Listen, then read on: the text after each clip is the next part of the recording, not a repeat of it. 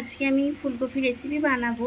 তো নিরামিষ ফুলকপিটা করবো। তো ফুলকপি নিয়ে নিয়েছি, আলু দিয়ে করবো। ফুলকপিটা এখন কেটে নিই। আর এইদিকে আমি হলুদ আর নুন জলটা একটু করেছি, যেহেতু ফুলকপিটা অনেকদিন হয়েও গেছে, তাই সেই জন্য ফুলকপিটা কেটে হলুদ জলে রাখবো, যাতে পোকা টোকা যদি থাকে তো বেরিয়ে যাবে। চলো এখন ফুলকপিটা আমি কেটে নিই। তো ফুলকপিটা আমি কাটছি, নরম হয়ে গেছে। করে দেখি করে কেটে নেবো, একটু বড় করবো না।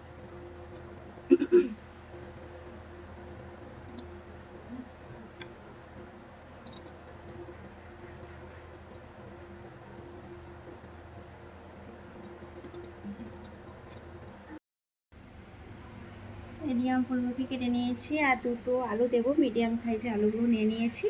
আলুটাকে তো এইদিকে আমার ফুলকপি, আলু আর এই আদা কাটা হয়ে গেছে, যেহেতু নিরামিষ হবে তাই আদা দিচ্ছি, জিরে দেবো, রসুনটা দেবো না।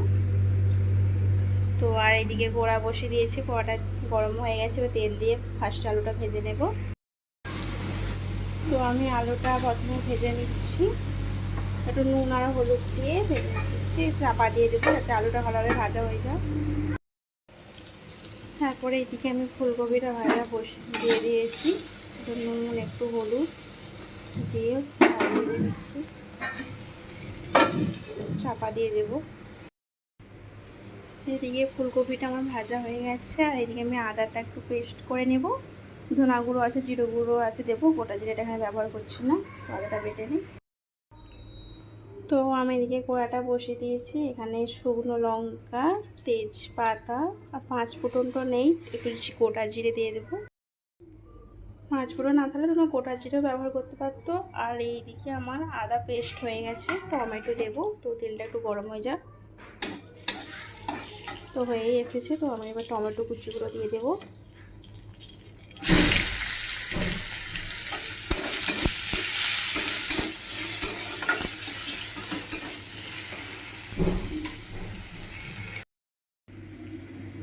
এইদিকে আমি যেটা আদা পেস্ট করে দিয়েছিলাম, তাতে আমি লঙ্কা, হলুদ, জিরে গুঁড়ো, ধনে গুঁড়ো সব দিয়ে মিক্স করে দিয়েছি।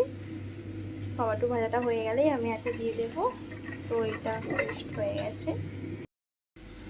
তো আমি এবার এই পেস্টটা দিয়ে দিচ্ছি টমেটোর উপরে।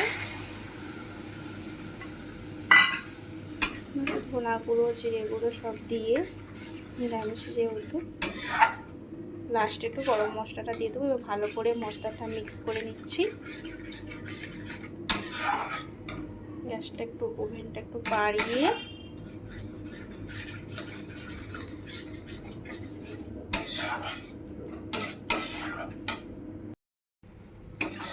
তো আমার এইদিকে মশলাটা মিক্স হয়ে গেছে সব কিছু। তো আমি এবার ভেজে রাখা ফুলকপি, আলু সব দিয়ে দিচ্ছি, দিয়ে এবার ভালো করে মিক্স করে অল্প পরিমাণে জল দিয়ে, যাতে আলুটা ভালোভাবে সিদ্ধ হয়ে যায় সেই হিসাবে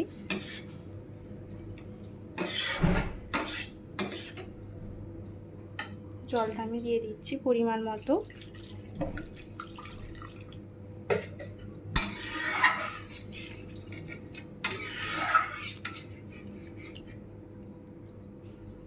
নিরামিষে তাই সেহেতু আমি একটু গরম মশলাটা ব্যবহার করবো লাস্টে।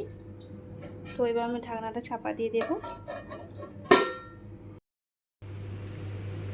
তো আমার নিরামিষি ফুলকপি ঝোলটা রেডি হয়ে গেছে। তো আজকে আমার এই ছোট্ট নিরামিষি ফুলকপির তরকারিটা কেমন হয়েছে তোমরা সবাই কমেন্টে জানাবে, এবং সবাই লাইক করবে। এবং আমি আবার পরে নতুন নতুন ভিডিও নিয়ে আসবো। চলো বাই, সবাই ভালো থাকবে।